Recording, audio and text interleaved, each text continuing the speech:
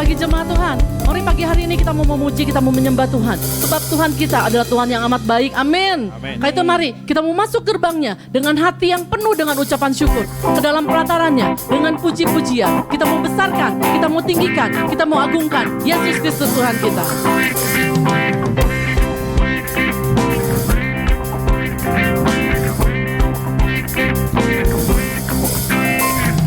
Masuk gerbangnya bersyukur dengan penuh pujian, bersuka di hadiratnya, nyanyi besarkan agung namanya, puji dia tiuplah sangkakala, musik dan tarian, semua makhluk di bumi di surga dengan senang hati angkat pujian, sebab Tuhan baik, sebab Tuhan baik, sebab Tuhan baik, anugerahnya kekal selamanya, sebab Tuhan baik, sebab Tuhan baik, sebab Tuhan baik, anugerahnya kekal selamanya. Sama-sama katakan Yesus Kristus Allah Tuhanku. Yesus Kristus Allah Tuhanku, pencipta segalanya. Datang sujud di hadapannya, angkat tanganmu, naikkan pujian, puji dia tiuplah sangkakala, musik dan tarian, semua makhluk di bumi di surga dengan senang hati angkat pujian, sebab Tuhan baik, sebab Tuhan baik, sebab Tuhan baik, anugerahnya kekal selamanya, sebab Tuhan baik, sebab Tuhan baik, sebab Tuhan baik, anugerahnya kekal selamanya. Bentar, ini waktu kita nyanyi sebab Tuhan baiknya bisa bersaut-sautan ya, cewek dan cowok ya. Cewek dulu terus nanti cowok, oke?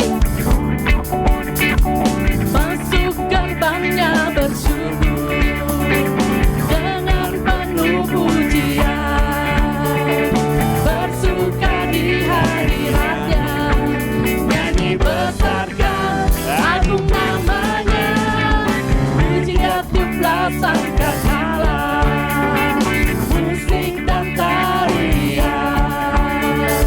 semua makhluk di bumi di surga dengan senang hati angkat yang cewek dulu, sebab Tuhan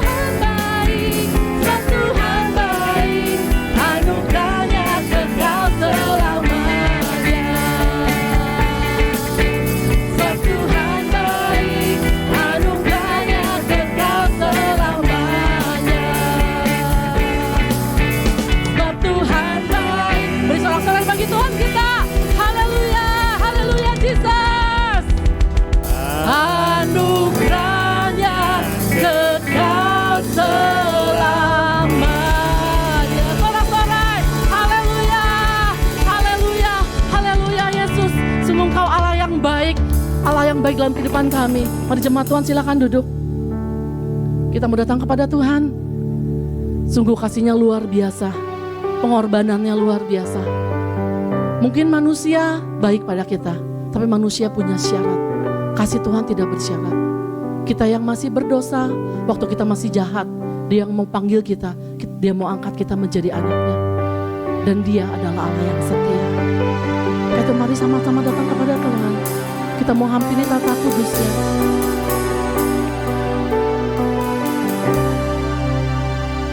Kasih Tuhan sungguh mulia, tulus dan sempurna mengasihiku. Pengorbanan di Kalvari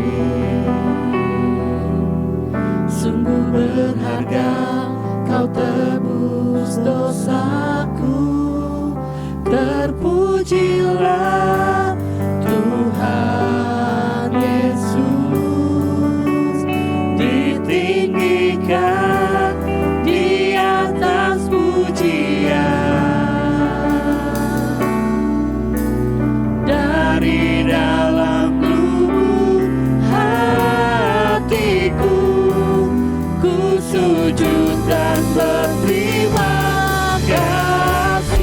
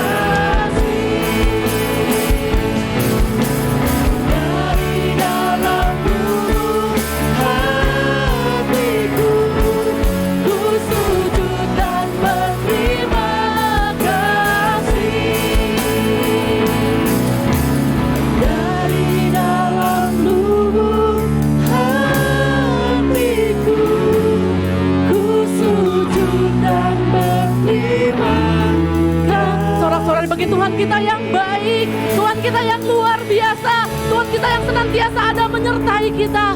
Terima kasih Bapa, terima kasih Bapa, terima kasih. Terima kasih, terima kasih. So kami mengucap syukur Tuhan. Kami punya Allah yang begitu baik, Allah yang begitu luar biasa, Allah yang begitu mengasihi kami.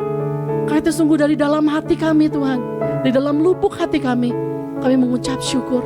Kami bawa hidup kami kepada Engkau. Terima kasih Tuhan, terima kasih. Terima kasih. Tidak ada yang pernah kami lakukan yang bisa membalas kebaikan Tuhan. Sungguh Kau satu-satunya Allah yang hidup, Kau satu-satunya Allah yang mengasihi kami. Terima kasih buat kasih-Mu yang tanpa syarat. Terima kasih buat kasih-Mu yang luar biasa dalam hidup kami. Terima kasih buat pengorbanan-Mu Tuhan. Pagi hari ini kami kembali mengingat betapa luar biasa kasih Allah dalam hidup kami. Kau Bapa yang tidak pernah meninggalkan kami. Kau Bapa yang senantiasa ada bagi kami. Terima kasih, terima kasih. Karena itu pagi hari ini kami mau memuji Engkau, kami mau menyembah Engkau, kami mau bersorak-sorai bagi Tuhan, kami mau bersuka cita di dalam Tuhan. Bahkan kami mau mendengarkan firman Tuhan, kami mau menerima firman Tuhan, dan kami mau berbuah, melakukan firman Tuhan dalam kehidupan kami. Terima kasih Bapak, terima kasih. Sungguh Engkau Allah yang luar biasa. Bangga sekali punya Allah seperti Engkau Yesus. Terima kasih. Hai dalam nama Tuhan Yesus Kristus, kami sudah berdoa dan mengucap syukur. Sama-sama yang percaya kita katakan, amin. Beri sorak-sorai bagi Tuhan. Haleluya. Mari kita mau sama-sama bersuka cita karena kasih Tuhan yang luar biasa dalam hidup kita.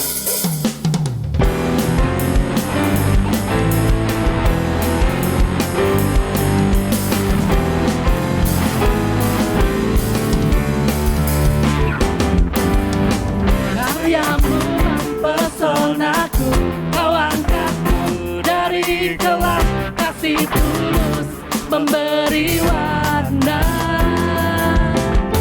Kau buat semua gelisah, Kau beriku sukacita, Kau buatku selalu tertawa. Kau tak lagi berjalan kaki, mulutku bersorak memuji namamu. Dari hatiku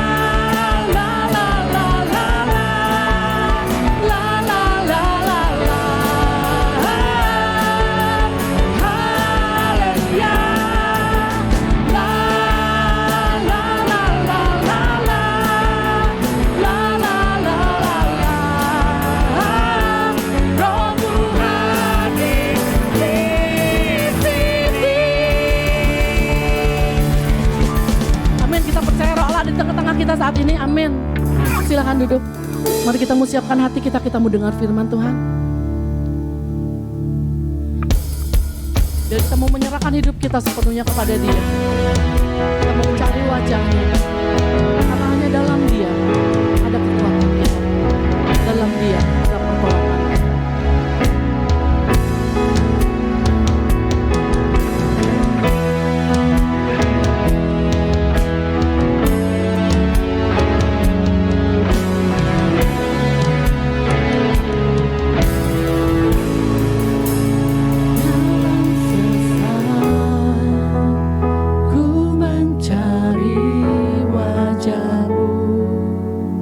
Bersujud menyembahmu,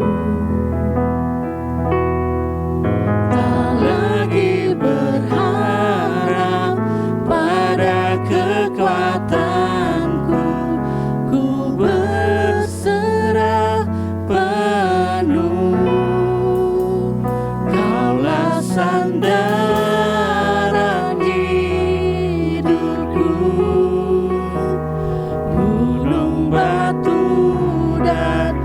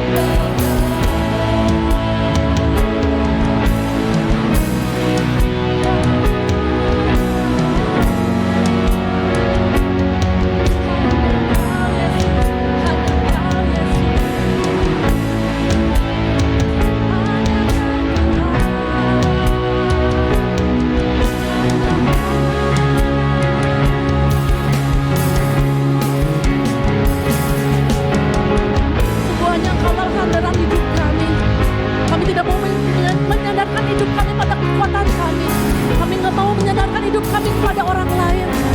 Tapi kami menyerahkan hidup kami, seluruh masalah kami ke dalam tangan Tuhan. Sebab sungguh Kaulah sandaran hidup kami, Kaulah gunung batu, Kaulah kekuatan kami, Kaulah perlindungan kami. Dan kami aman di dalam Engkau Tuhan.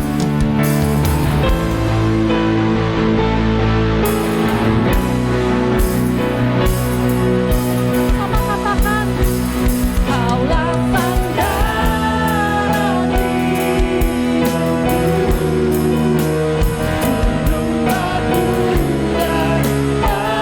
hidupku, sampai akhir ku nyatakan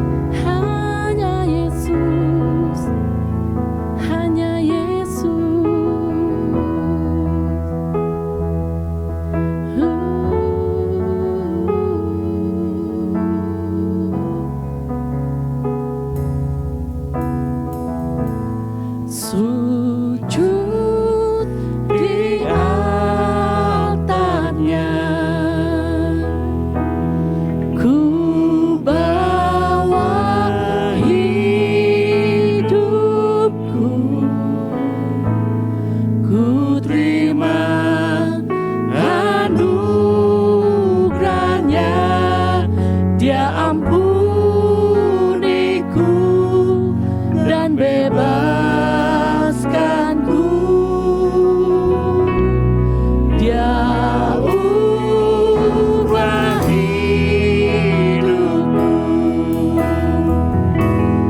barui hatiku.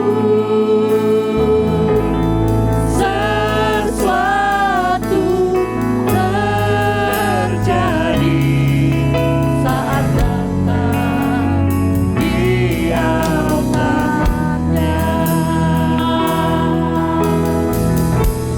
Sujud di altarnya, ku bawa hidupku,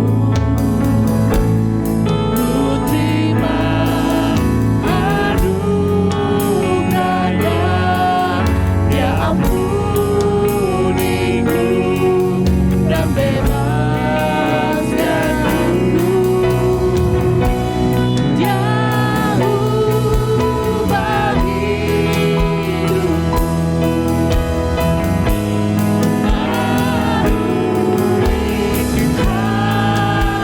hatiku.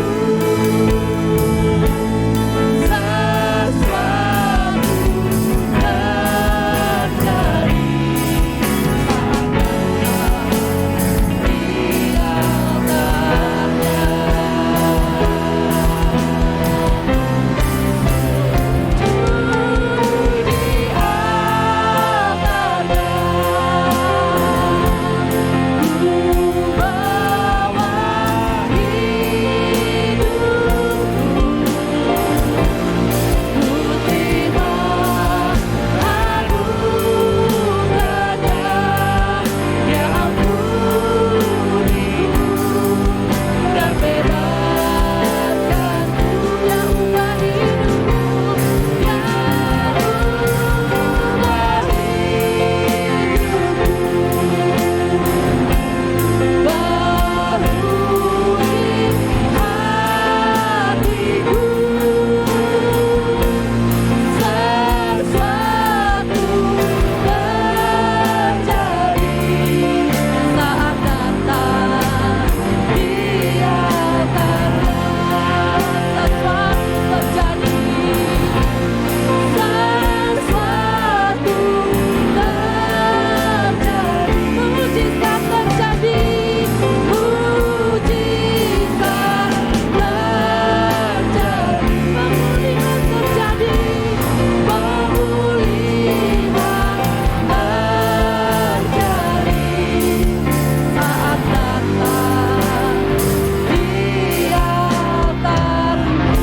bagi Tuhan kita yang memberikan mujizat dalam kehidupan kita.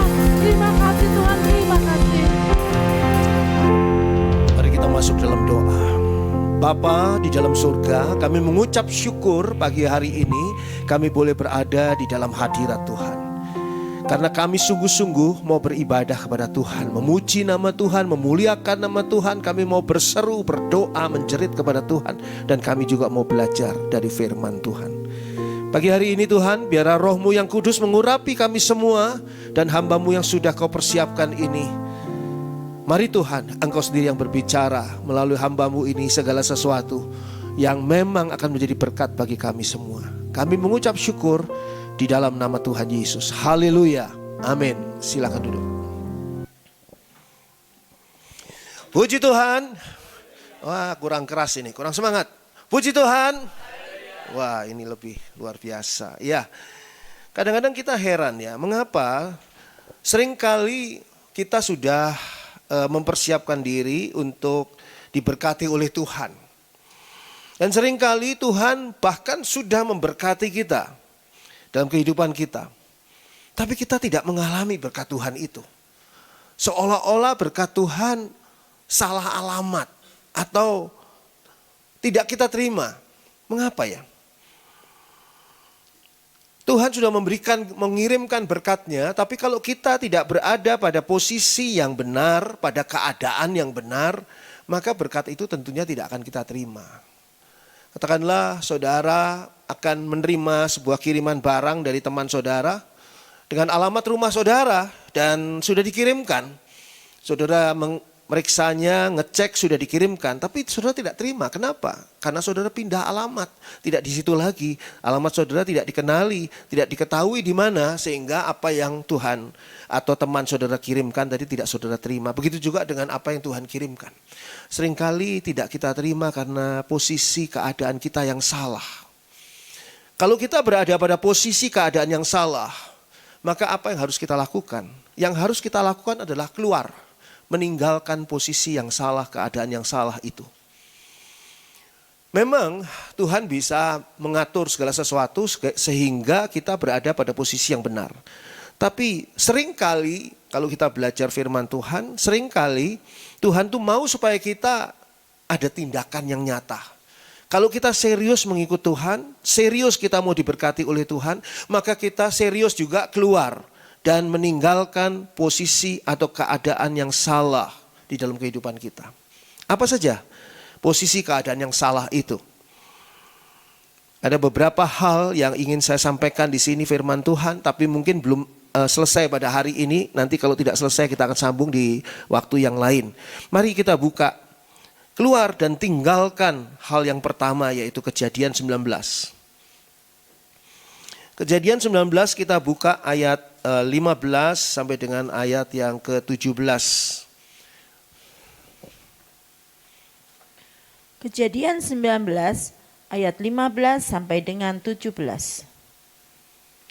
Ketika fajar telah menyingsing, kedua malaikat itu mendesak Lot supaya bersegera, katanya, "Bangunlah, bawalah istrimu dan kedua anakmu yang ada di sini, supaya engkau jangan mati lenyap karena kedurjanaan kota ini." Ketika ia berlambat-lambat, maka tangannya, tangan istri dan tangan kedua anaknya dipegang oleh kedua orang itu, sebab Tuhan hendak mengasihani dia. Lalu kedua orang itu menuntunnya keluar kota dan melepaskannya di sana. Sesudah kedua orang itu menuntun mereka sampai keluar, berkatalah seorang, "Larilah, selamatkanlah nyawamu. Janganlah menoleh ke belakang, dan janganlah berhenti dimanapun juga di lembah Yordan. Larilah ke pegunungan, supaya engkau jangan mati lenyap." Ya, kembali. Saudara masih ingat kisah ini? Kisah ini adalah kisah di mana Lot itu dibawa keluar, disuruh keluar dan meninggalkan Sodom. Sebelumnya Lot ini adalah keponakan dari Abraham. Dia adalah orang beriman, dia adalah orang yang diberkati oleh Tuhan. Dan ketika makin banyak ternak yang mereka punyai, baik Abraham maupun Lot, maka mereka sepakat untuk berpisah supaya tidak terjadi perebutan ladang rumput yang ada.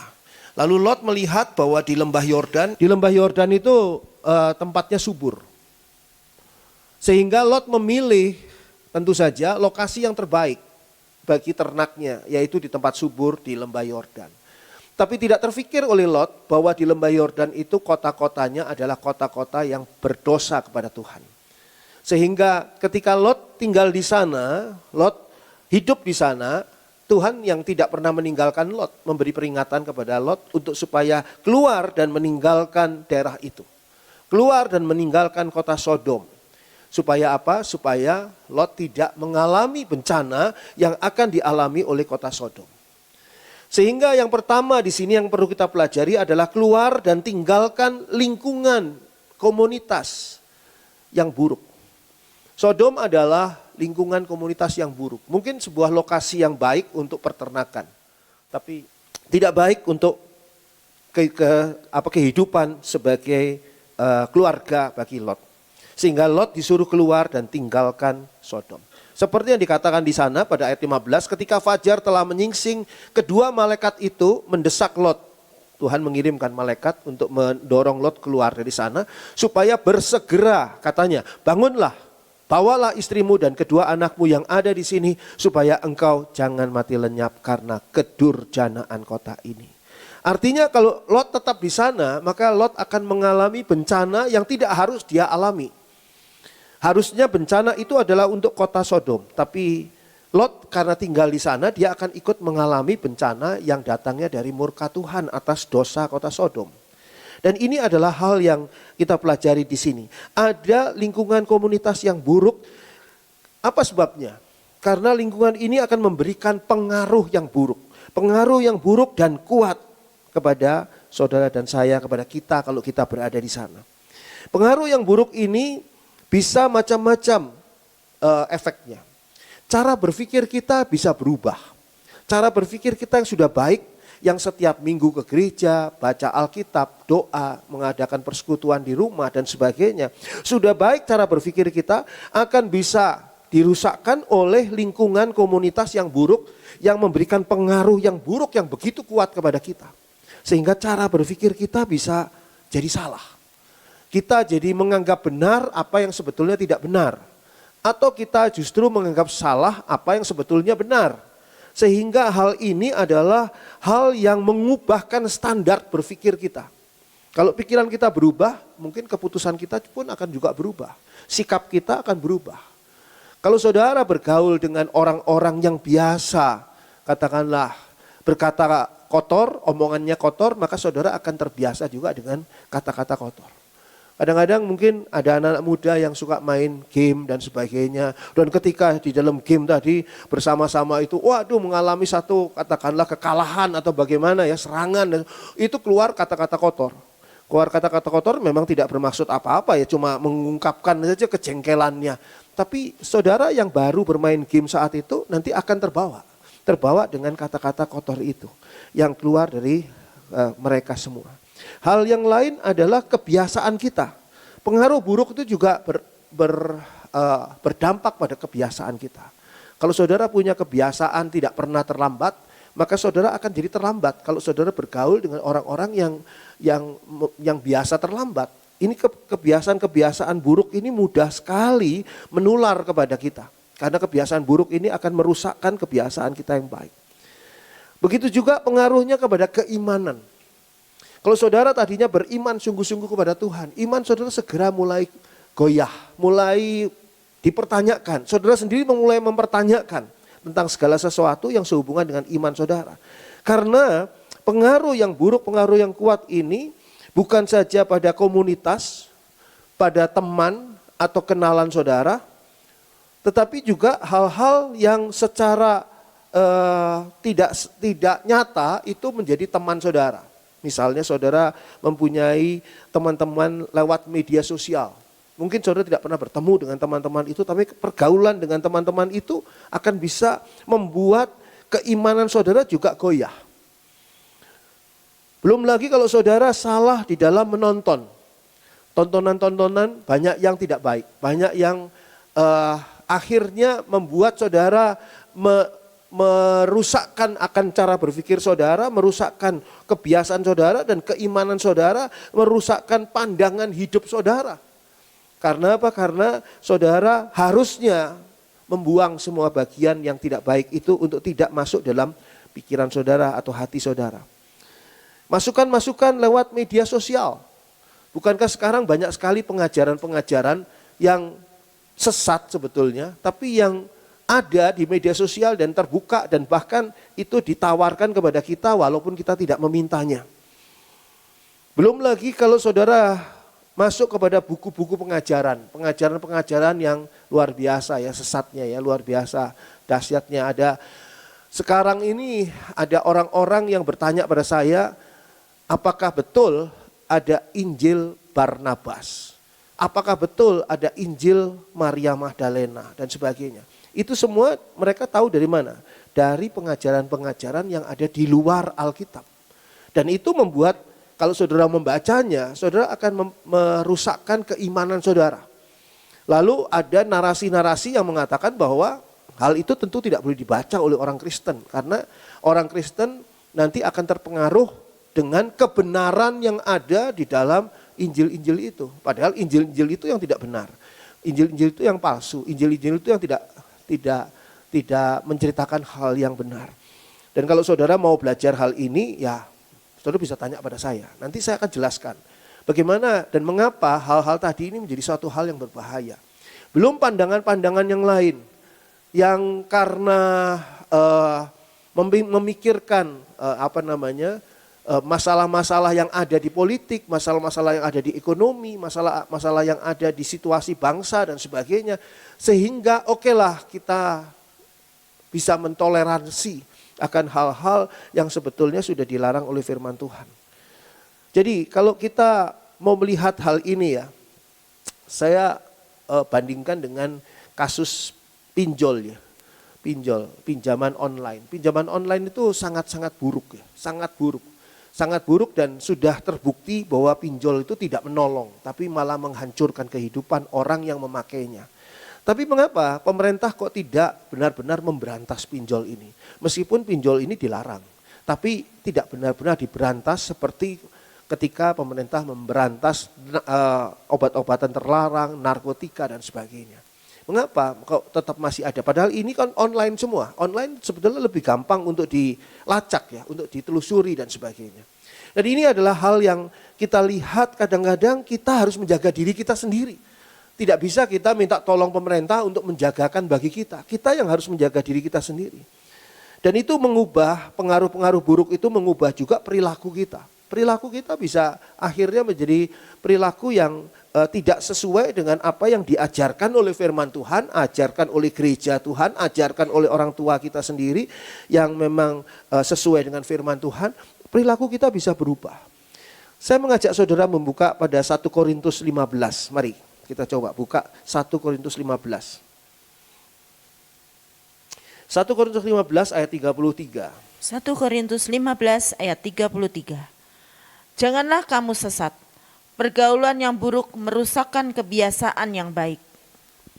Kalau saudara punya kebiasaan yang baik, maka pergaulan yang buruk itu sangat mudah merusakkan kebiasaan yang baik saudara itu. Kalau saudara punya kebiasaan yang benar, maka dunia ini yang penuh dengan racun yang luar biasa dapat memengaruhi pikiran saudara, dapat memengaruhi kebiasaan saudara, dapat memengaruhi iman saudara, dapat mempengaruhi pandangan hidup saudara, dan itu semua akan menguasai perilaku saudara. Sebuah kebiasaan yang baik akan rusak oleh pergaulan yang buruk. Mungkin saudara bertanya pada saya, bagaimana caranya Pak? Kita kan kerja di tempat orang yang tidak semuanya Kristen.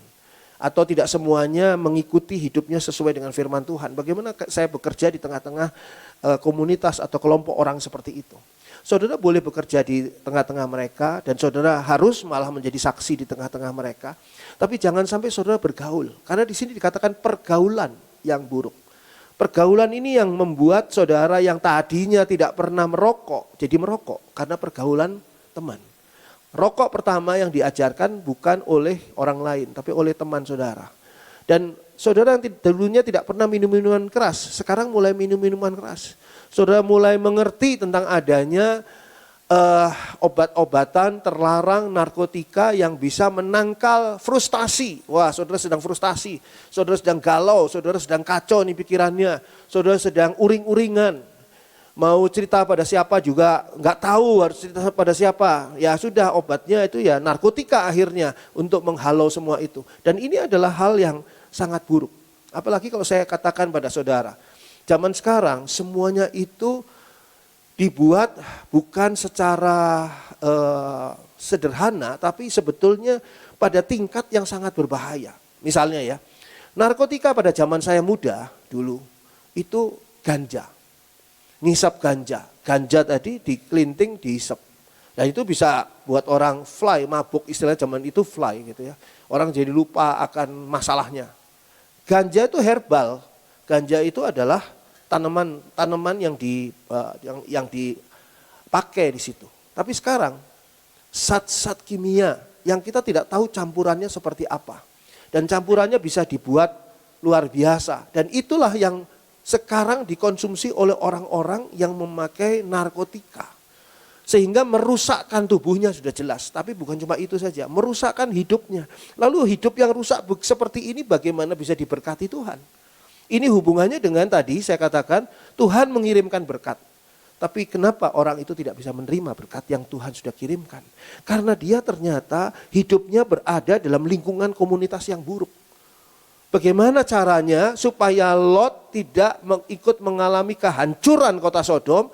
Cara satu-satunya Lot ditarik keluar dari kota Sodom. Sodom dihancurkan, tapi Lot ditarik keluar. Kalau Lot tidak mau ditarik keluar, Lot tidak mau keluar dan meninggalkan Sodom, maka Lot akan mengalami bencana yang tidak seharusnya dia alami. Jadi ini adalah hal yang perlu kita perhatikan. Firman Tuhan mengingatkan, hati-hati dengan pergaulanmu.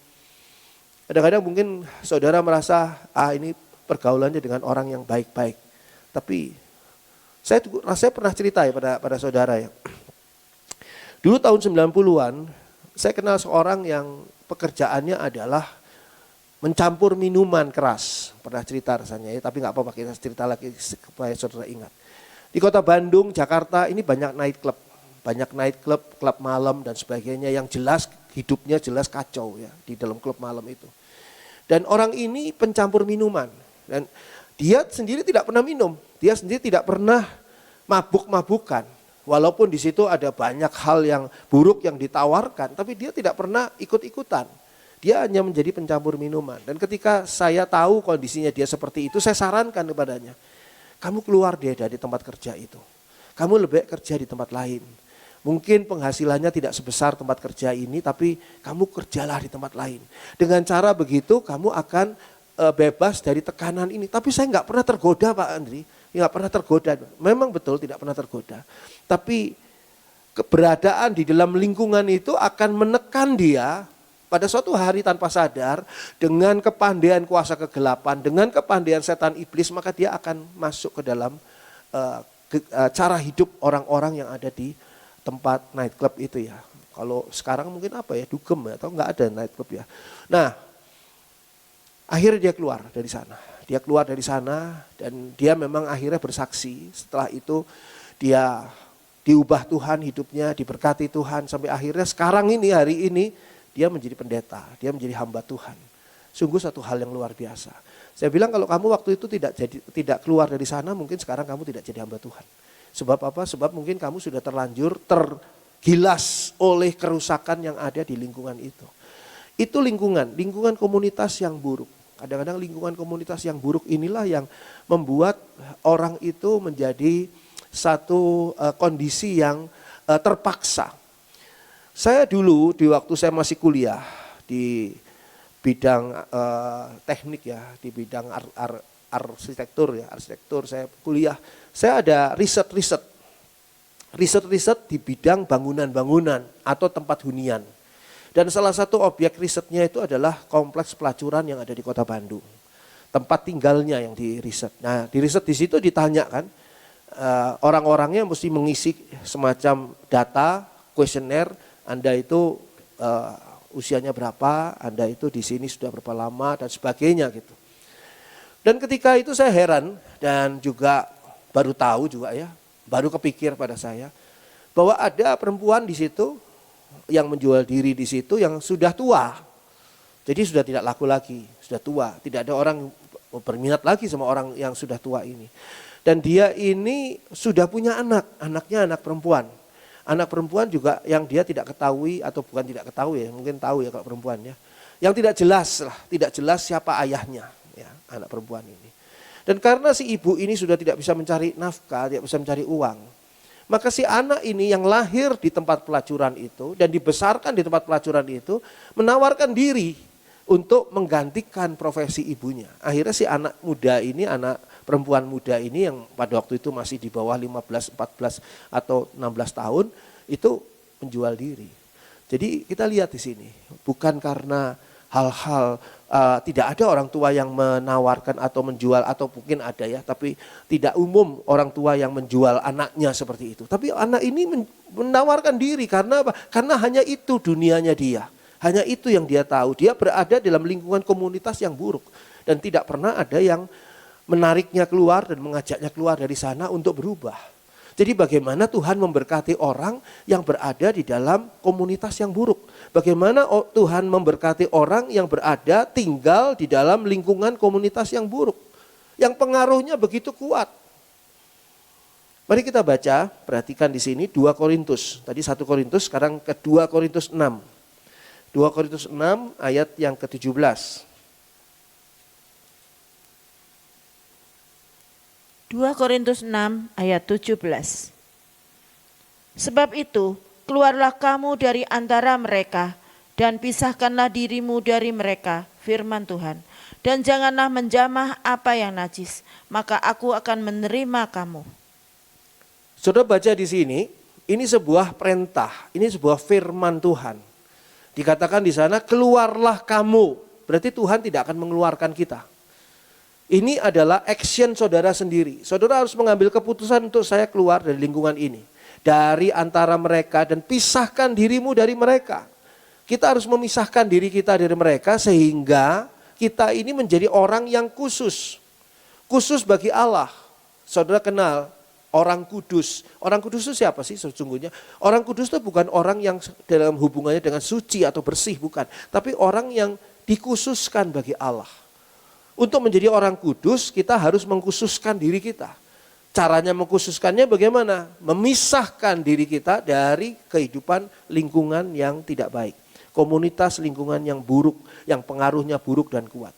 Dan janganlah menjamah apa yang najis. Menjamah ini bukan cuma sekedar memegang, tapi bertingkah laku yang sehubungan dengan sesuatu yang najis, yang tidak baik di hadapan Tuhan, yang kotor di hadapan Tuhan. Ikut campur, ikut ambil bagian di dalam hal itu. Kalau seperti itu maka Tuhan tidak akan menerima. Tapi kalau kita mau memisahkan diri kita dari mereka dan kita tidak mau menjamah yang najis, katakan di sini, maka aku akan menerima kamu. Kadang-kadang saudara pernah nggak berdoa, tapi kok rasanya doa saudara tidak didengar. Doa saudara tidak dijawab. Coba saudara koreksi. Jangan-jangan saudara sedang berada di dalam lingkungan komunitas yang buruk. Saudara berada dalam posisi yang salah. Sehingga bagaimana doa saudara bisa didengar Tuhan. Atau bisa dijawab oleh Tuhan. Tuhan dengar pasti. Tapi bagaimana Tuhan bisa menjawab, bisa mengirimkan pertolongan. Bagaimana Tuhan bisa mengirimkan berkat dan sebagainya. Keluarlah kamu dari sana. Ini adalah satu perintah firman Tuhan. Itu sebabnya kadang-kadang sebagai orang tua ya. Ketika memilih anaknya untuk bersekolah misalnya. Katakanlah bukan SMP, SD lah. SD atau TK malahan. Taman kanak-kanak. Itu tidak harus berada di sekolah yang mahal. Karena sekolah yang mahal belum tentu di sana ada pergaulan yang baik. Belum tentu di sana komunitasnya baik. Kalau saudara biasa bergaul, sekarang anak saudara adalah anak yang pas-pasan ya keuangannya. Jajannya juga setiap kali pergi ke sekolah dikasih uang jajannya yang pas-pasan begitu. Lalu bergaul dengan teman-temannya yang borjuis ya, teman-temannya yang kaya. Di sana dia akan rusak cara berpikirnya, konsepnya. Nanti saudara heran sendiri. Bagaimana anak SD ini bisa membandingkan ayahnya temannya dengan saudara yang sebagai ayahnya. Ayahnya temannya ini adalah orang yang kaya, orang yang selalu kalau liburan ngajak ke luar negeri, jalan-jalan anaknya ke luar negeri, sedangkan saudara paling-paling ke alun-alun Bandung. Nah di sini saudara akan melihat bahwa ternyata cara berpikir anak saya ini sudah berubah nih.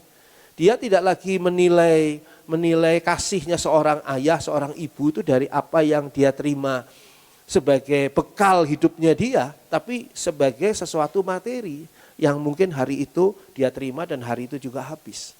Nah di sini kita lihat, memilih sekolah itu tidak sesuatu yang mudah. Kadang-kadang orang memilih sekolah kenapa? Ya karena sudah di rayon ya, sudah di kelompok-kelompokkan. Orang tinggal di daerah sini harus sekolahnya di daerah sini saja. Atau memilih sekolah karena dekat. Soalnya kalau terlalu jauh nanti berapa biaya angkotnya dan sebagainya, berapa biaya antar jemputnya. Memilih sekolah juga kadang-kadang ada berpikir bahwa di sana itu orang-orangnya orang-orang terhormat. Dalam tanda kutip orang kaya yang pergaulannya luar biasa. Nanti siapa tahu saya sebagai orang tuanya bisa ikut bergaul, bisnis dengan mereka dan sebagainya. Saudara harus mikirkan loh bahwa ketika saudara menempatkan seorang anak di sekolah, berarti saudara sedang menempatkan anak itu di dalam sebuah pergaulan. Sebuah pergaulan lingkungan komunitas yang mungkin bisa pengaruh buruk. Oh saudara bilang enggak mungkin, karena apa? Karena ini sekolah Kristen. Sekolah Kristen jadi pasti pengajarannya Kristen. Pagi-pagi mau mulai pelajaran gurunya ngajak doa dulu.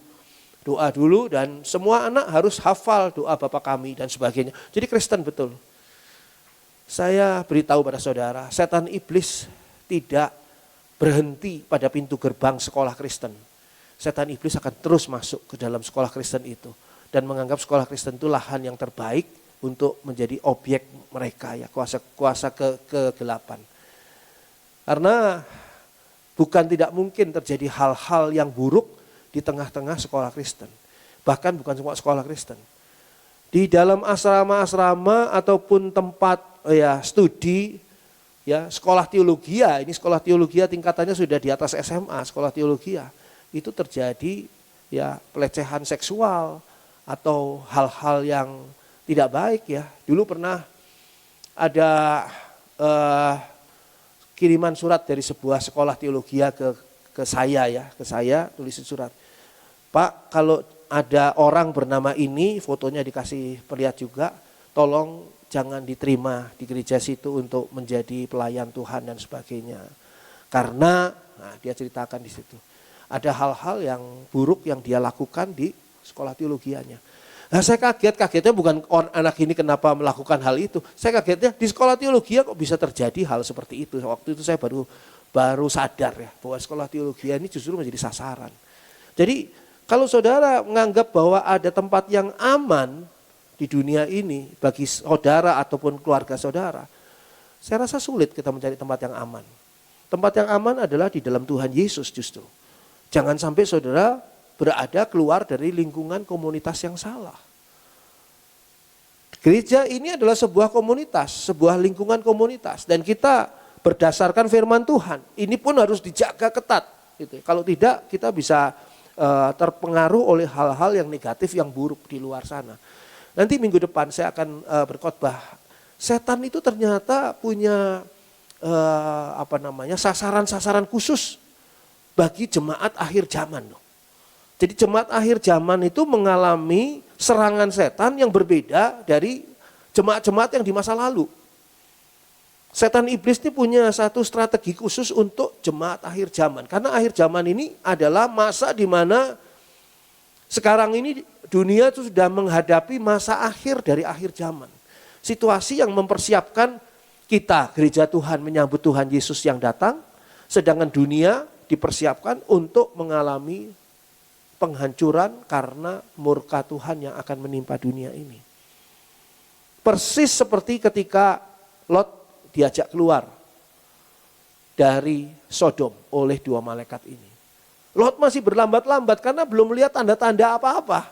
Belum ada batu berapi yang hujan batu berapi dari langit gitu, ya. Belum. Jadi masih tenang-tenang. Malaikat ini bilang, sudah cepat, ini segera, ini sudah hampir. Saya membaca ini, saya melihat, ya sekarang ini sudah hampir. Tahukah saudara bahwa sekarang ini, ya, teknologi sangat maju. Dan teknologi maju itu didampingi dengan apa? Dengan hal-hal yang akan menjadi kontra terhadap teknologi yang maju ini.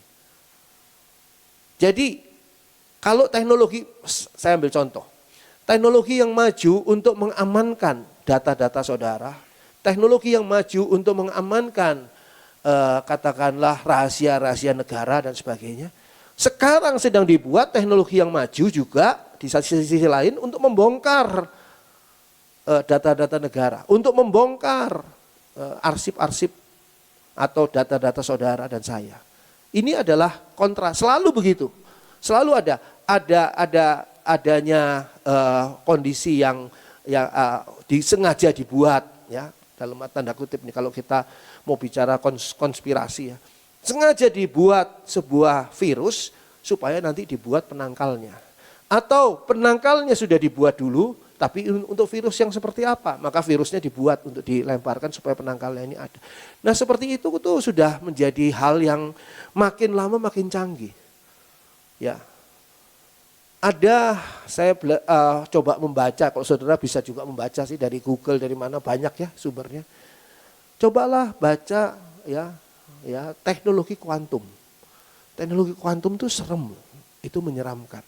Kalau saudara masih berada pada teknologi AI, maka saudara perlu nanti ya iseng-iseng baca teknologi kuantum. Ya mungkin banyaknya bahasa Inggris ya memang. Tapi itu mengerikan. Sebab hal itu sangat-sangat, kalau kita pikirkan sangat tidak masuk akal. Tapi ternyata nyata itu ada. Itu jauh lebih nyata ketimbang orang itu percaya kepada Tuhan yang tidak bisa dilihat. Sehingga banyak sekali hari ini bukan orang yang pindah kepada agama lain, bukan loh. Orang tidak pindah dari satu agama yang punya Tuhan A ke agama lain yang punya Tuhan B, enggak. Tapi orang pindah ke satu agama, dari satu agama yang punya Tuhan A atau agama yang punya Tuhan B, ke sebuah agama yang tidak bertuhan, tidak punya Tuhan. Agama yang tidak bertuhan itu ateis. Ateis itu kuno sekali loh. Kuno sekali ateis itu. Tapi sekarang itu diterima orang karena ateis bisa menjawab semua masalah yang tidak bisa dijawab seolah-olah oleh ya keimanan sebuah agama. Tapi saya lihat bahwa mereka yang tidak bisa menjawab itu karena mereka tidak mempelajari keimanan di dalam agamanya. Menganggap oke lah saya cukup hari Minggu saja pergi ke gereja, ini pun juga kadang-kadang kalau sempat, kalau nggak lupa gitu kan. Padahal tidak cukup, saudara perlu belajar firman Tuhan. Belajar apa yang menjadi petunjuk Tuhan melalui firman-Nya. Supaya saudara mengerti betul. Sehingga saudara tidak terkecoh oleh pergaulan keilmuan atau pengaruh-pengaruh yang buruk yang ada di media sosial dan sebagainya yang saat ini terbuka di tangan saudara.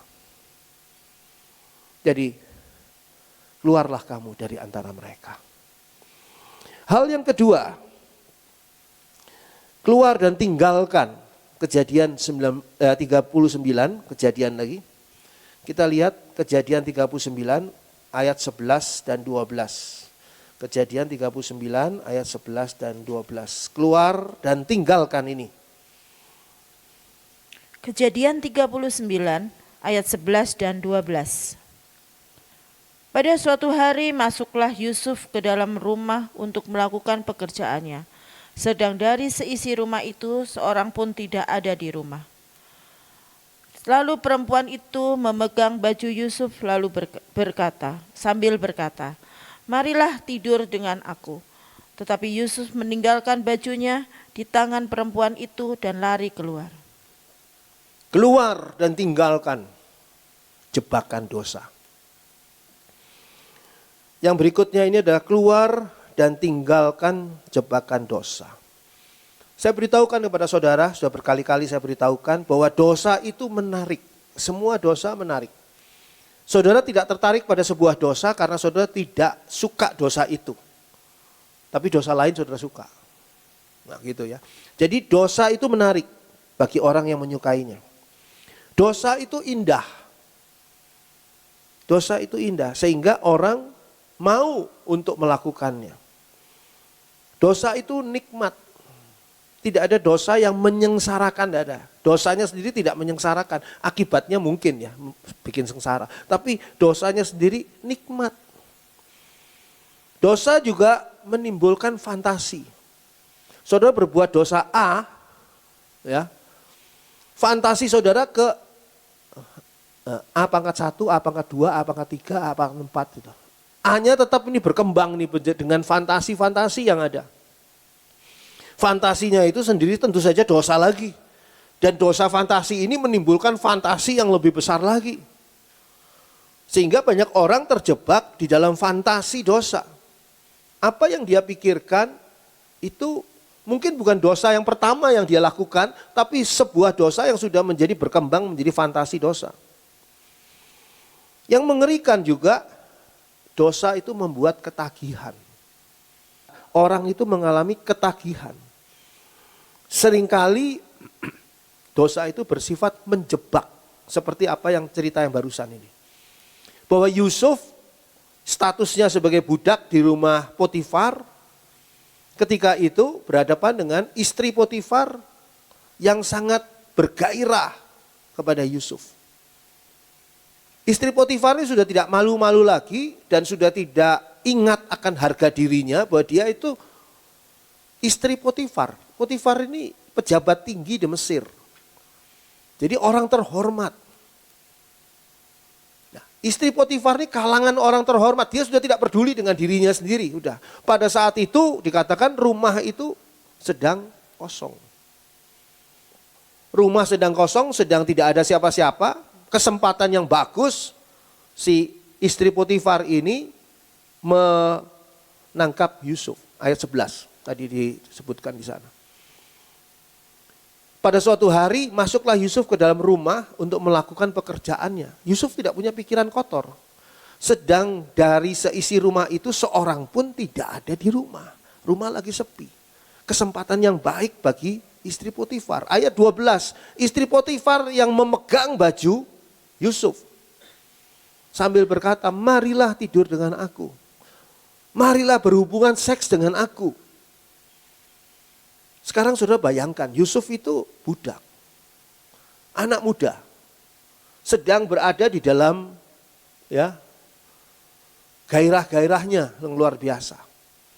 Mungkin Yusuf bisa juga digoda fantasi-fantasi dengan melihat istri Potifar. Dan istri Potifar ini jangan saudara anggap menjadi orang yang jelek loh. Dia itu pejabat, kaya, dia punya uang buat mempercantik dirinya. Skincare harganya mahal, tapi tidak ada yang mahal buat istri Potifar. Pasti dia aromanya wangi. Istri Potifar tuh pasti kalau mandi dan sebagainya mungkin berjam-jam. Ngurus tubuhnya, dia gak ada kerjaan lagi selain mengurus tubuhnya. Jadi tawaran istri Potifar ini bukan tawaran abal-abal dan tidak menarik. Tawaran ini sangat menarik. Dan bukan Yusuf yang mau. Yusuf ditawari, marilah tidur dengan aku. Tapi menarik di sini adalah, tetapi Yusuf meninggalkan bajunya di tangan perempuan itu dan lari keluar. Seringkali saya memberitahu kepada saudara ya, petunjuk Tuhan itu seringkali bentuknya adalah kesempatan dan kemampuan. Kalau saudara diberi kesempatan dan saudara juga diberi kemampuan, itulah Tuhan mau saudara ke sana untuk diberi keberhasilan. Nah di sini sekarang kesempatannya ada. Yusuf tidak impoten. Masih anak muda Yusuf. Yusuf kakek-kakek mungkin sudah nggak tahu, kencing manis lagi. Wah, udah nggak tahu deh. Yusuf ini masih seger-segernya. Ya. Dan kesempatannya ada, kemampuan ada. Tapi ini dosa. Jadi setan iblis seringkali memakai cara Tuhan, yaitu kesempatan dan kemampuan, bukan untuk berbuat sesuatu yang sesuai dengan firman Tuhan, tetapi sesuatu yang melanggar firman Tuhan. Yusuf segera meninggalkan bajunya. Artinya apa? Yusuf tidak memikirkan apa ya yang harus saya korbankan ini, tapi yang penting adalah saya lari keluar. Dia lari keluar. Saya seringkali mengatakan kepada saudara bahwa ada dua macam dosa, yaitu jatuh dalam dosa dan hidup dalam dosa. Jatuh dalam dosa seringkali langsung disadari, tapi hidup dalam dosa seringkali terlanjur dinikmati. Jadi nggak sadar-sadar itu. Hidup dalam dosa itu dimulai dari mana? Dimulai dari jatuh dalam dosa. Tidak ada satu orang pun yang hidup dalam dosa sebelum dia jatuh dalam dosa. Kalau dia jatuh dalam dosa judi, maka seterusnya dia hidup dalam dosa judi. Kalau dia jatuh dalam dosa seperti apa yang ditawarkan oleh istri Potifar, hubungan seks bebas dan sebagainya, perselingkuhan dan sebagainya, dia akan terus berada di sana. Itu hidup dalam dosa. Jadi hidup dalam dosa dimulai dengan apa? Jatuh dalam dosa. Jatuh dalam dosa yang berkali-kali. Berkali-kali dan dianggap gak apa-apa ini. Dianggap gak apa-apa, dianggap bisa dimaklumi, dianggap bisa diterima. Ya, saya belum malaikat. Saya mah bukan pendeta yang harus hidup suci. Saya bukan malaikat Ya saya orang biasa, sekarang saya ya namanya juga dosa itu enak, ya sudahlah saya jalani. Apalagi kalau dosa itu ternyata mendatangkan uang. Yusuf misalnya ditawari sama istri Potifar, kalau kamu mau tidur sama saya, nanti saya beri kepada kamu ya uang sebagai hadiahnya yang cukup besar jumlahnya. Wah, itu lebih menarik lagi ya. Sudah dapat nyonya rumah yang cantik dan terawat gitu. Terus dapat uang pula. Wah, menarik ini.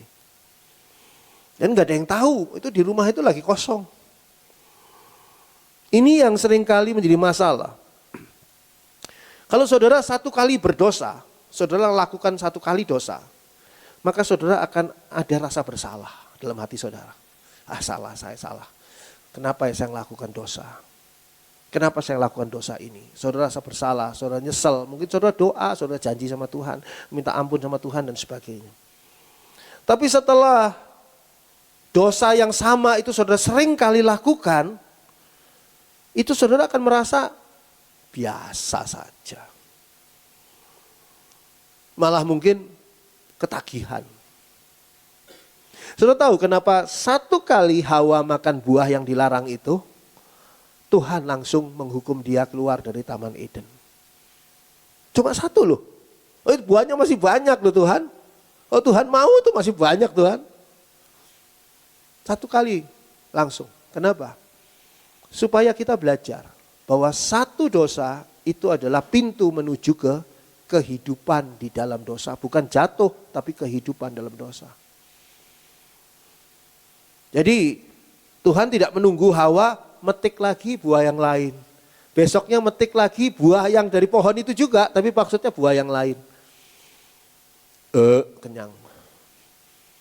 Hawa, kamu kenyang apa? Kenyang makan buah yang dilarang. Nah itu dia sudah hidup dalam dosa. Tidak ada hidup dalam dosa dibiarkan di Taman Eden. Tapi kenapa kok banyak orang yang hidup dalam dosa di dunia ini, bahkan orang-orang gereja, bahkan mungkin pelayan-pelayan Tuhan hidup dalam dosa dan membiarkan itu. Gak ngerasa bersalah. Gak ngerasa sungkan. Sedikit juga gak ngerasa sungkan. Padahal pada waktu pertama kali berbuat dosa, langsung ada rasa bersalah, terus ditawari melayani Tuhan di gereja. Waduh jangan saya deh, saya belum siap. Nolak dia. Karena apa? Karena dia ngerasa bersalah. Tapi setelah dosa berkali-kali, dosa yang sama nih dilakukan sampai dia hidup dalam dosa, boro-boro ditawari melayani Tuhan. Dia yang menawarkan diri, saya kok belum pernah dijadwal saya. Gak ada rasa sungkan dan gak rasa bersalah sama sekali. Karena apa? Karena ya sudah biasa. Lalu bagaimana orang yang berada dalam jebakan dosa ini bisa diberkati oleh Tuhan? Mungkin saudara memberikan bukti kepada saya. Tuh Pak Andri, orang itu menolak Yesus. Orang itu menghujat Yesus dan sebagainya. Tapi mereka kaya tuh Pak Andri. Mereka hidupnya seneng, gak ada sakit kanker atau apa, gak ada. Saya beritahu pada saudara ya. Kalau seseorang melakukan sebuah dosa dan seolah-olah, tanda kutip ya, seolah-olah dibiarkan oleh Tuhan. Justru orang itu mengalami kondisi yang buruk. Karena orang itu tidak pernah sadar. Sadar-sadar tiba-tiba dia sudah berada dalam penghukuman kekal di dalam neraka. Tapi kalau saudara melakukan dosa, masih ditegur melalui mimbar, masih diberitahu oleh Tuhan, dicubit oleh Tuhan, ditempeleng oleh Tuhan, ucap syukur. Karena apa? Karena saudara masih diingatkan, keluarlah kamu. Keluar dan tinggalkan jebakan dosa. Semua orang termasuk pendeta. Tidak ada seorang pun yang tidak berdosa. Semua orang. Masing-masing punya dosa sendiri-sendiri. Cuma sekarang bagaimana kelanjutannya? Apakah saudara tetap berada di dalam dosa itu? Ingat, dosa itu akan menghasilkan kesengsaraan kelak kemudian hari. Ada orang yang berkata begini, ya tapi kan niat saya baik. Niat saya baik, sehingga ya Tuhan pasti setuju dong, niat saya baik kok. Terus saya jadi teringat cerita apa? Robin Hood. Tahu cerita Robin Hood? Merampok ke orang kaya, hartanya itu, harta rampokannya dibagikan ke orang miskin. Loh, niat saya baik. Kenapa saya ngerampok orang kaya? Karena saya membagikan orang miskin. Karena orang kaya ini nggak adil. Itu Robin Hood kan. Apakah Robin Hood sesuai dengan firman Tuhan nggak? Ya, dia membagikan harta itu baik, bagus. Tapi ngerampoknya itu loh yang salah. Kalau dia membagikan harta, ya dari hartanya sendiri toh. Dia jual rumahnya, dia jual kapling-kaplingnya, dia jual semuanya.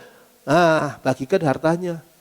Jangan ngambil dari orang lain. Saudara kalau ada kantong kolektor lewat, saudara nggak bawa uang kolektor, terus saudara ngelirik ke tetangga saudara, sebelah saudara yang duduk, dia punya uang di kantongnya, terus saudara copet, kasih persembahan, baik nggak? Kadang-kadang ya kalau nggak dikasih contoh gitu, kadang-kadang suka, tapi niat saya baik Pak Andri. Ya, karena bagaimana kalau suami saudara mengatakan kepada saudara, ketika saudara berhasil menemukan bahwa suami saudara punya istri 2, 3, 4, 10, kebongkar misalnya. Kenapa kamu menikahi orang perempuan-perempuan itu, kamu gak setia sama saya, kamu selingkuh, bla bla bla bla gini. Terus suami saudara bilang, niat saya baik. Saya nolong perempuan-perempuan itu karena kasihan mereka.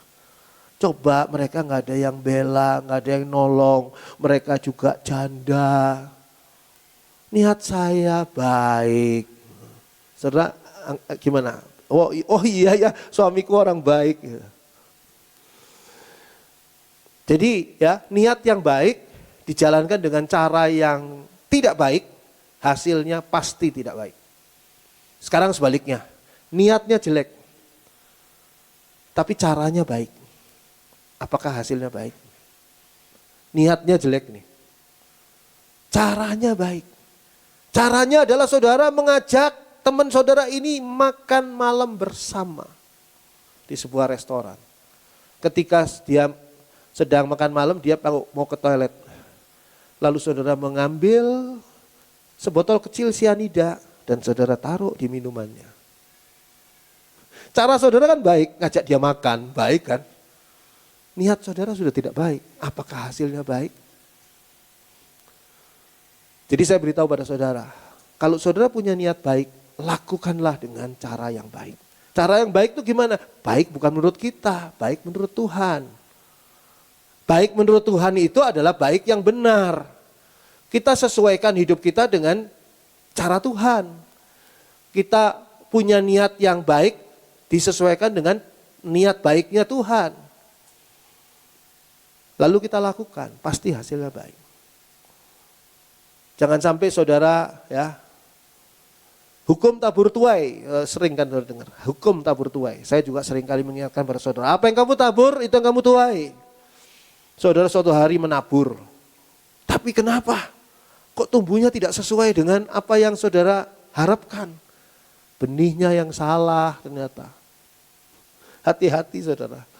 Naburnya sudah benar, nuainya juga iya, tapi benihnya salah.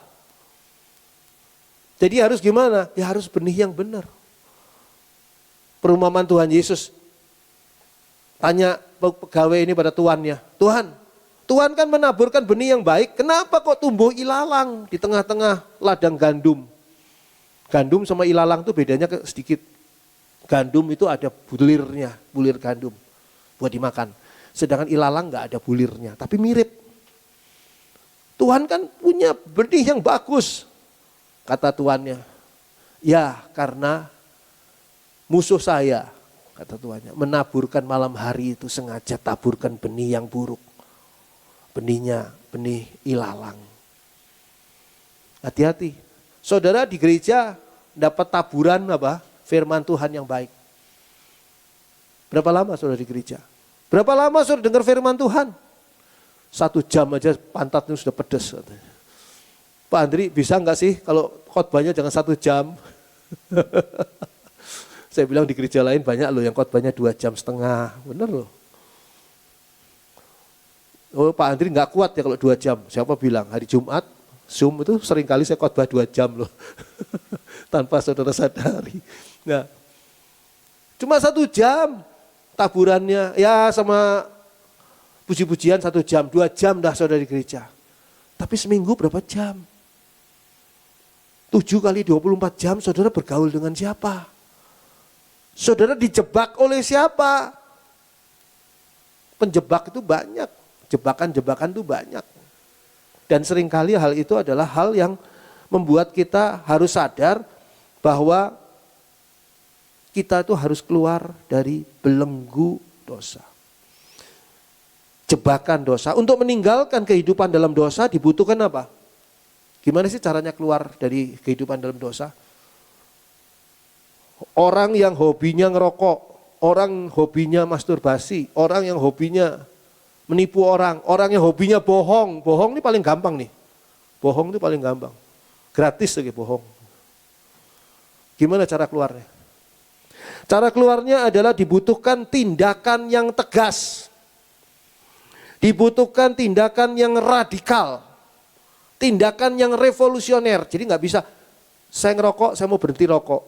Berhenti rokoknya gimana? Ya besok saya kurangi 1 batang. Lusa saya kurangi 1 batang lagi. Lusanya lagi saya kurangi 1 batang lagi. Tapi lusanya lagi saya tambah 5 batang. Susah.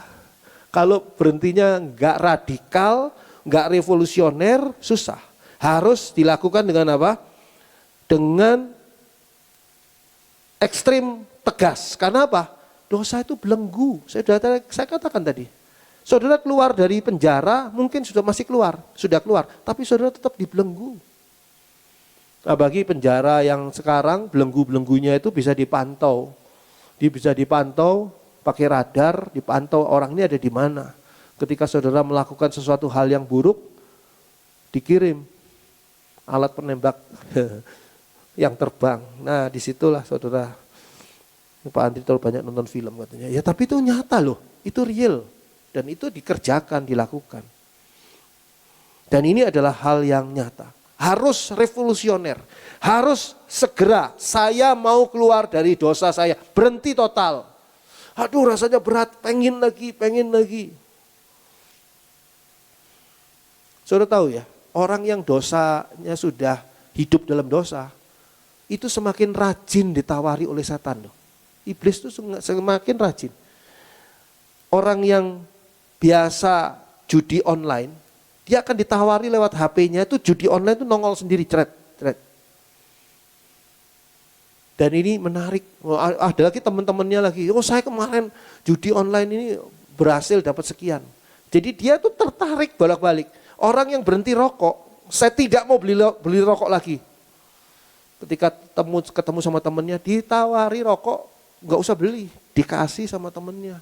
Sekarang malah nggak usah pakai batang rokok itu, rokok pakai batang itu kuno. Pakai vape itu loh. Bedanya apa itu? Kalau rokok itu masih herbal. Kalau vape ini udah campuran oplosan. Nggak tahu apa yang dioplos di situ. Kimia.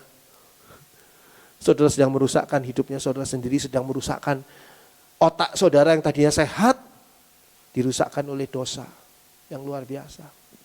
Dan ini adalah hal yang sangat buruk. Mari kita perhatikan ayat berikut ini. Mazmur 1 ayat 1 dan 2.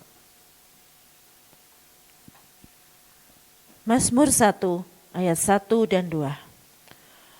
Berbahagialah orang yang tidak berjalan menurut nasihat orang fasik, yang tidak berdiri di jalan orang berdosa, dan yang tidak duduk dalam kumpulan pencemooh. Tetapi yang kesukaannya ialah Taurat Tuhan, dan yang merenungkannya Taurat itu siang dan malam. Ini adalah dikatakan sebagai berbahagialah orang yang dikatakan tidak berjalan menurut nasihat orang fasik. Artinya tidak hidup sebagaimana orang fasik. Orang fasik itu tidak sama dengan orang kafir. Orang kafir tidak tahu ada Tuhan. Kalau orang fasik itu, mungkin dia malah pelayan gereja. Di sebuah gereja. Malah dia pencipta lagu Kristen yang saudara nyanyikan di gereja itu ciptaannya dia, tapi dia orang fasik gitu. Tidak hidup sesuai dengan firman Tuhan. Yang tidak berdiri di jalan orang berdosa, artinya saudara tidak berada di dalam Jalur jalan orang berdosa, ini jalur jalan orang berdosa. Bagaimana Pak Andri tahunya? Jalur jalan orang berdosa sama tidak, ya belajar firman Tuhan. Saudara tidak akan tahu uang palsu kalau saudara tidak tahu uang yang benarnya. Uang palsu Indonesia, saudara tahu. Saudara pakai uang Indonesia tiap kali. Coba sekarang uang palsunya Turki, susah saudara. Sebab biasanya nggak tahu uang palsu Turki yang gimana. Jadi kalau saudara dikasih sama teman saudara uang palsu Turki ya, tapi tidak dikasih tahu bahwa itu uang palsu, saudara akan kamsia terima kasih. Saudara nggak tahu ini palsu. Setelah saudara bawa ke money changer, Pak semuanya palsu Pak. Untung saudara nggak ditangkap. Tidak duduk dalam kumpulan pencemooh. Pencemooh ini banyak. Sekarang kalau dulu pencemooh itu harus duduk bareng. Terus mengatakan suatu konsep-konsep filsafat-filsafat yang nggak benar dan kita terpengaruh. Kita ada di situ. Kan dulu begitu. Dulu seringkali duduk ini di mana? Di pintu gerbang. Dulu kan kota-kotanya pakai benteng. Ada pintu gerbangnya. Nah di pintu gerbang itu duduk pencemooh ini. Orang yang suka ngomongin orang juga, si itu orang kaya tuh, apa kayanya? Kamu nggak tahu sih dia tuh korupsi. Dia korupsi apa? Ya Pertamina, katanya gitu. Ya kamu nggak tahu gimana kayak gitu ya. Seringkali seperti itu, menghakimi orang lain. Sekarang mudah, nggak usah duduk-duduk bareng. Lewat media sosial saudara, pencemooh itu muncul. Coba saudara teliti. Berapa berita yang negatif, yang buruk, yang salah, yang hoax yang saudara terima dalam sehari.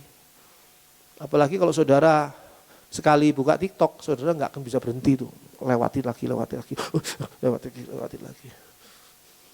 Akhirnya saudara lihat, wah udah 3 jam. Suami belum makan, belum dibikin makanan dan sebagainya. Karena lihat TikTok terus ibu-ibu ini. Ya bukan ibu-ibu aja ya, ada laki-laki juga. Bukannya salah, kadang-kadang TikTok itu juga bagus ya, kadang-kadang ada informasi yang penting, tapi jarang. Nah ini adalah hal yang perlu. Jadi bagaimana saudara bisa diberkati Tuhan, menerima berkat Tuhan kalau saudara tidak mau meninggalkan jebakan dosa? Bagaimana saudara yang hidup di dalam dosa mau diberkati oleh Tuhan? Ya susah. Tinggalkanlah, keluarlah, tinggalkanlah jebakan dosa itu. Karena jebakan dosa itu bukan atas keinginan saudara. Itu setan iblis yang memulai mendorong seseorang untuk menjebak saudara di dalam dosa. Membawa hidup saudara, hidup manusia, hidup di dalam dosa. Dan kalau sudah hidup di dalam dosa, lebih sulit buat keluarnya. Karena sudah, ya dosa itu seperti simbiot. Saudara kalau lihat film itu ya, simbiot itu. Masuk dalam diri, menguasai kita, udah mau apa lagi? Udah gak bisa berbuat apa-apa. Kasih Tuhan ada, pertolongan Tuhan ada. Tapi harus ada kemauan dalam diri saudara untuk secara tegas meninggalkan semua itu. Tinggalkan dengan tegas, dengan radikal, dengan revolusioner. Tidak bisa evolusioner, nggak bisa pelan-pelan, bertahap, nggak bisa. Tinggalkan. Kapan itu? Jangan tunda besok. Besok tuh lagi nanti ada yang menarik. Jangan, hari ini. Selesai mendengar khotbah ini, saudara koreksi diri saudara. Adakah saya tinggal dalam komunitas yang buruk? Adakah saya tinggal di dalam jebakan dosa? Tinggalkan. Tinggalkan, keluarlah dari sana. Maka berkat Tuhan yang sudah Tuhan kirimkan, Tuhan sudah kirimkan ini, itu akan benar-benar saudara terima. Berada dalam posisi yang benar. Tempat di mana saudara layak untuk menerima apa yang disebut dengan berkat Tuhan. Kasih kemurahan Tuhan. Saudara terima itu dan saudara nikmati. Jangan biarkan diri saudara hancur di tengah-tengah kehidupan dunia yang selalu menawarkan dosa. Dan jangan salah-salahin orang lain. Oh ini saya kayak gini gara-gara dulu sih saya berteman sama, saudara berteman dengan orang itu kan free will ya. Kehendak bebas saudara. Free will saudara salah, sekarang diperbaiki. Jangan nyalain orang lain. Ya dulu sama papa mama diizin-izinkan. Papa mama terlalu memberikan kepada saya apa yang saya mau. Manjakan saya. Jangan salahin papa mama. Itu free will saudara. Sekarang saudara dewasa. Saudara mengambil keputusan, iya ya hidup saya kacau ini. Hidup saya gak bener nih. Sekarang saya mau hidup bener ah. Itu keputusan saudara hari ini mengubah hidup saudara. Maka saudara akan menerima apa yang sebetulnya sepantasnya saudara terima sebagai anak Allah, yaitu berkat Tuhan. Puji Tuhan, amin.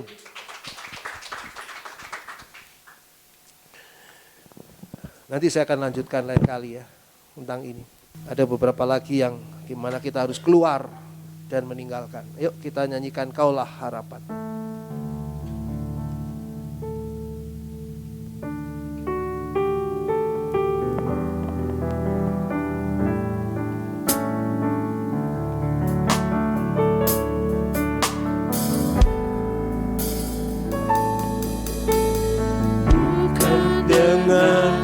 Kekuatanku, ku dapat jalani hidupku tanpa Tuhan yang di sampingku. Ku tak mampu sendiri.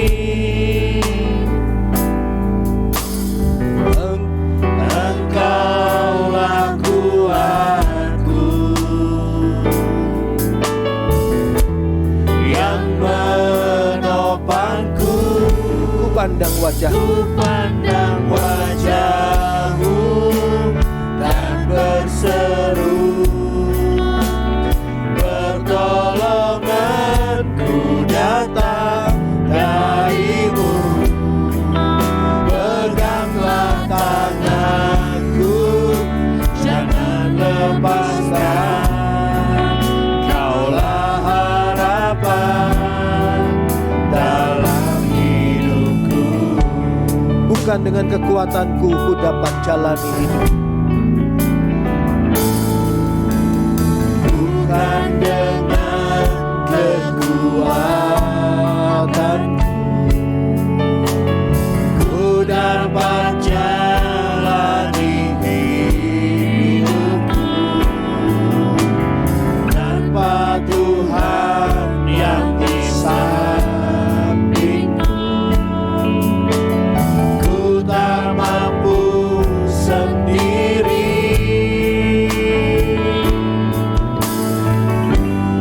Engkaulah kuatku yang menopangku. Mari kita bangkit berdiri. Ku pandang wajahmu dan berseru, pertolonganku datang darimu. Peganglah tanganku, jangan lepaskan. Kaulah harapan dalam hidupku. Ku pandang wajahmu dan berseru, pertolonganku datang darimu.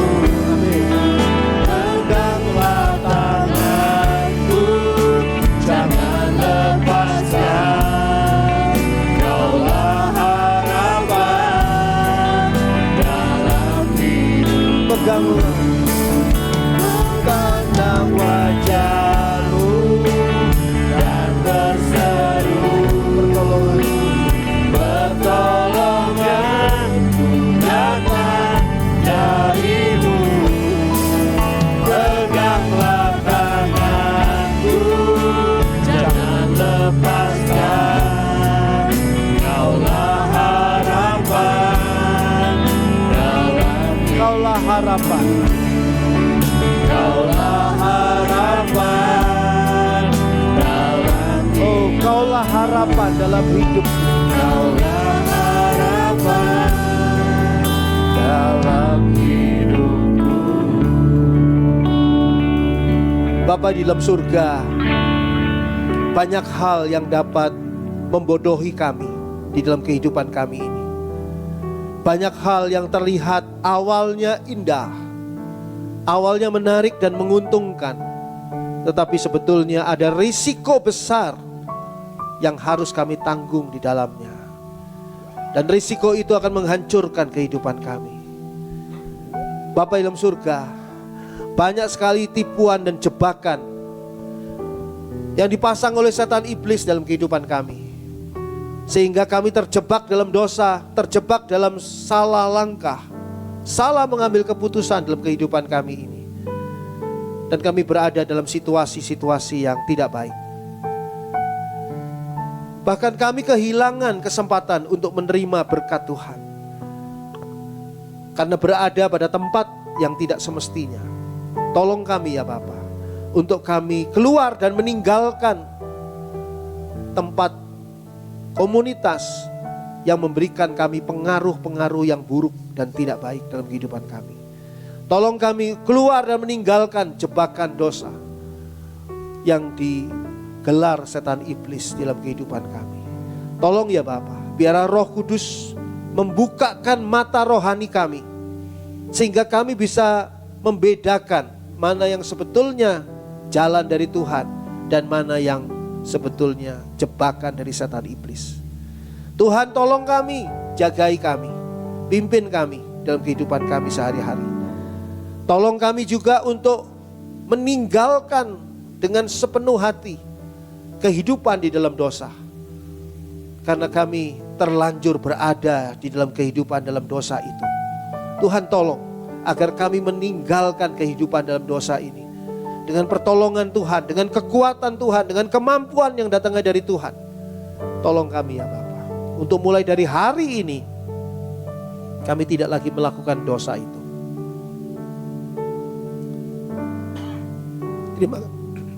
Terima kasih Bapa. Terima kasih ya Bapa.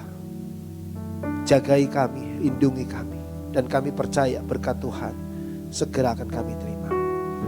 Di dalam nama Tuhan Yesus Kristus kami berdoa, mengucap syukur untuk semua kebaikan Tuhan ini. Haleluya. Amin. Puji Tuhan. Silakan duduk. Ya, setelah ibadah ini akan ada acara The Lantern, yaitu cooking with benefits, ya. Kebab mini. Ini biasanya kalau yang kebab mini, yang mini-mini gini gambarnya sengaja diperbesar supaya pesannya tidak terlalu mini. Tapi memang nggak terlalu mini kok. Kebab mini, nanti setelah ibadah ini akan ada acara ini ya dari The Lantern, Kamu Muda. Saudara yang sudah pesan, saudara bisa nanti melihat sendiri langsung pembuatannya oleh chef-chef dari The Lantern. Itu pre-order 12-19 ya. Oke, itu pertama. Yang kedua adalah saya mengundang saudara dengan serius untuk hadir di dalam pemuritan. Pemuritan pada setiap Selasa tanggal berikutnya ini tanggal 24 ini akan ada pemuritan jam 6 petang di tempat ini. Untuk apa? Untuk memperkuat dasar-dasar kerohanian kita. Dan bagi saudara yang tidak bisa hadir karena berada di luar kota atau di luar negeri, saudara bisa mengikuti lewat Zoom. Pemuritan ini Zoom ID-nya bisa minta dari Ibu Heni. Dan nanti di akhir pemuritan akan mendapatkan sertifikat. Sertifikat ini bukan berdasarkan ujian-ujian dan sebagainya, enggak ada ya ujian-ujiannya. Cuma berdasarkan kehadiran. Jadi kehadiran itu yang nanti dituliskan di sertifikat itu, ini sertifikat untuk orang ini yang sudah hadir sekian kali dari sekian banyak gitu ya. Jadi ikuti karena ini pengajaran yang sangat-sangat sangat penting ya. Sangat penting sekali, dan saudara juga bisa bertanya di situ segala sesuatu yang mungkin tidak jelas ya. Kita sedang membahas, kemarinnya sedang membahas tentang dosa. Ya. Lalu yang berikutnya adalah ada persekutuan Tabernakel Kasih pada hari Rabu tanggal 25 Juni jam 7 malam di Kompleks Bumi Kresna Asri, yaitu di Ranca Manyar, di rumah keluarga Pak Teo dan Bu Neneng. Jadi persekutuan Tabernakel Kasih seperti biasa Rabu, 2 Rabu sekali ya. 2 Rabu, ini Rabu tanggal 25 nanti jam 7 malam. Yang mau ikut bisa bergabung bersama Ibu Imelda atau saya, nanti kita bisa sama-sama ke sana. Rancamannya itu di mana? Nah, itu rahasia, saya tidak mau kasih tahu. Ya. Tempat yang permai ya. Oke. Ya, hadirilah juga persekutuan The Lantern dalam acara Let's Discuss. Kalau kita kemarinnya bahas di hari Selasa itu tentang dosa, hari ini ada juga dosa, tapi nanti Let's Discuss ini perihal doa, bukan dosa, doa. Saya akan membawakan ini di Cafe Mutu Loka, Minggu tanggal 29 Juni jam 5 sore. Ya. Tapi ini kan bayar sendiri-sendiri kan ya? Iya. Jadi ketuanya, saya mesti tanya ketuanya ini. Soalnya ketuanya kan sudah barusan jual kebab, siapa tahu ya kan. Saudara jangan buru seneng dulu. Kebab lain lagi, ini mah lain lagi. Untuk kaum muda ya silahkan hadir. Yang bukan kaum muda juga kalau mau hadir silahkan, boleh ya. Lalu undangan untuk memahami firman Tuhan, hadirilah Zoom hari Jumat, memahami ayat-ayat Alkitab ini Zoom ya, jam 7 malam lewat Zoom. Di sana kita bisa ngobrol, kita bisa bahas ayat-ayat Alkitab ataupun pengertian-pengertian apapun juga. Saudara mau beri kesaksian, saudara mau bertanya, beri pernyataan, apa saja bebas. Kita akan ngobrol santai di sana dan pasti itu akan memberkati ya.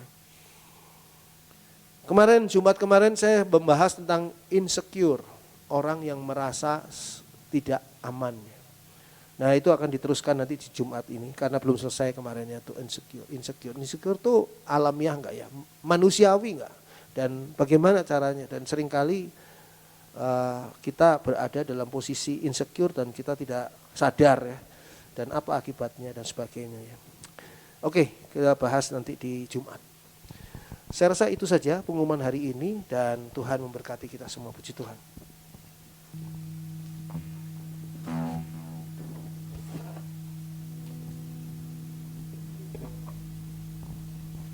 Puji Tuhan, kita telah diberkati melalui firman Tuhan, saatnya kita memberikan persembahan bagi pekerjaan Tuhan. Bagi setiap jemaat yang mengikuti ibadah melalui live streaming, dapat memberikan persembahan dengan cara mentransfernya ke nomor rekening yang ada di layar saudara-saudara sekalian. Selamat memberikan, Tuhan Yesus memberkati.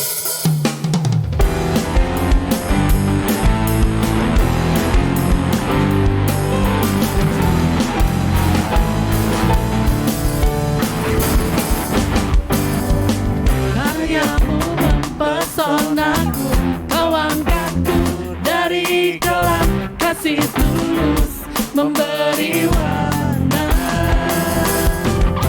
Kau buang semua gelisah, kau beriku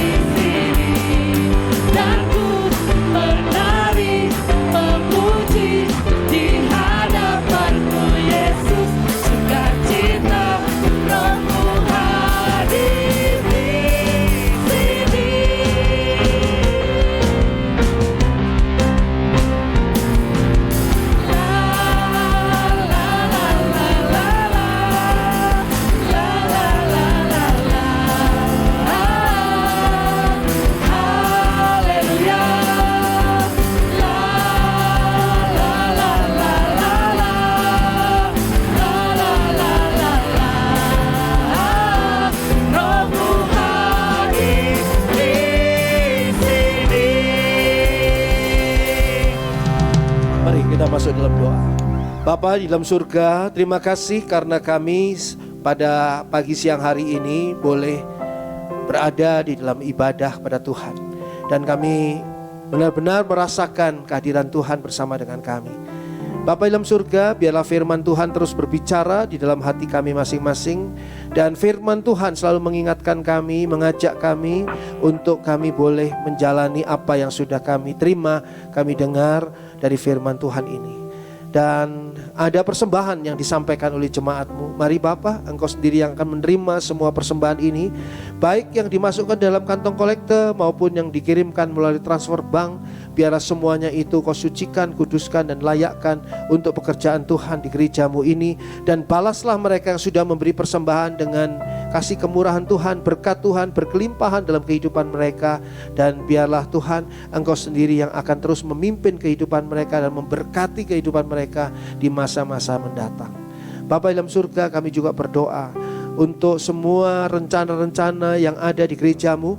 Tuhan tolong agar gereja-Mu ini boleh semakin bertumbuh, berkembang dan boleh benar-benar menjadi alat Tuhan yang membawa jiwa-jiwa yang dipersiapkan untuk kedatangan Tuhan Yesus kembali. Bapa dalam surga, kami juga serahkan akan kota Bandung dan Indonesia ke dalam tangan Tuhan. Biarlah selalu berada di dalam perlindungan Tuhan, berada di dalam kasih kemurahan dan berkat Tuhan. Tuhan tolong agar pintu pengabaran Injil boleh senantiasa dibuka dengan luar biasa di tengah-tengah kota Bandung dan juga di Indonesia. Dan pakailah kami Tuhan untuk mengabarkan Injil pada teman-teman kami, saudara-saudara kami, keluarga kami, siapapun juga yang Engkau pertemukan. Terima kasih Bapa, dan biarlah kuasa Tuhan menyelamatkan Indonesia. Kami sekarang mau buka hati kami untuk berkat Tuhan. Dicurahkan berkat yang datangnya dari Allah di dalam kasih dan kemurahan Tuhan Yesus Kristus, dan di dalam persekutuan Allah Roh Kudus yang senantiasa menyertai kita dari saat ini sampai ketika Tuhan Yesus datang kembali dan membawa kita semua masuk dalam surganya yang mulia bersama dengan Tuhan Yesus senantiasa selama-lamanya. Di dalam nama Tuhan Yesus terpuji nama Allah. Haleluya. Amin. Bapa,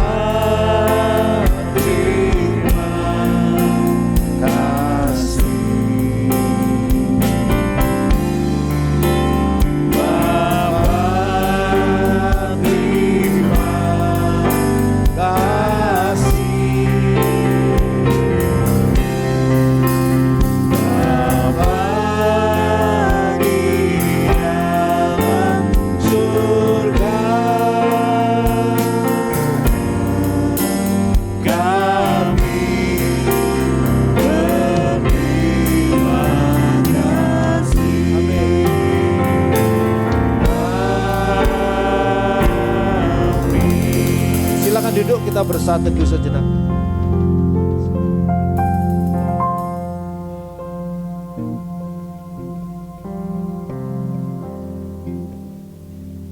Selamat pagi, Tuhan memberkati kita semua. Puji Tuhan.